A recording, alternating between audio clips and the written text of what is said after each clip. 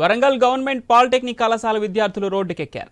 గత 10 సంవత్సరాలుగా ఏ ప్రభుత్వం పాలిటెక్నిక్ కళాశాలను పట్టించుకోవడం లేదని ఆవేదన వ్యక్తం చేశారు. 2014 సంవత్సరంలో బిల్డింగ్ కట్టమని ఎన్ఐటి విద్యార్థులు నివేదిక అందించారు.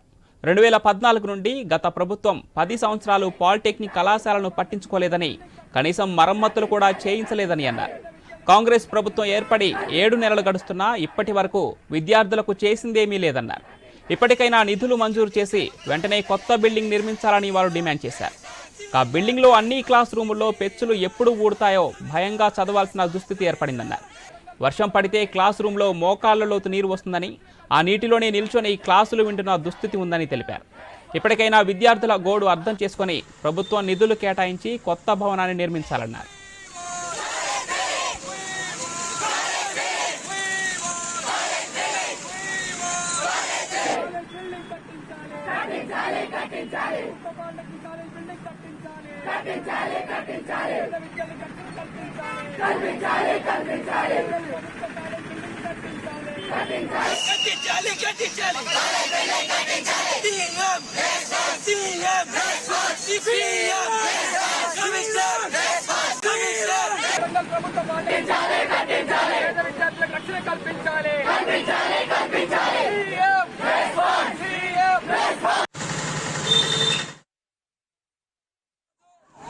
రాష్ట్రంలోనే పేరు పొందినటువంటి 2వ ర్యాంక్ ఉన్నటువంటి వరంగల్ పాలిటెక్నిక్ కాలేజ్ బిల్డింగ్ దాదాపు 10 సంవత్సరాల నుంచి ఎప్పుడైనా కూలిపోవచ్చని చెప్పేసి ఎన్ఐటి వరంగల్ సర్వే చేసి 2014లో చెప్పడం జరిగింది.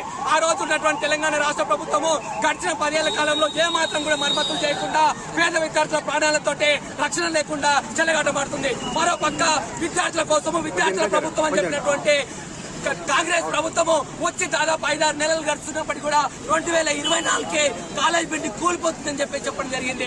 దాదాపు 2000 మంది స్టూడెంట్స్ ఈ కాలేజీలో అవుతున్నారు. ఈ 2000 మంది విద్యార్థులకు రక్షణ కల్పించాలంటే వెంటనే 25 కోట్ల బడ్జెట్ కేటాయించి వరంగల్ కొత్త college building polytechnic college building నిర్మించినప్పుడే భవిష్యత్ తరాలు విద్యార్థులు చదువుకుంటారు.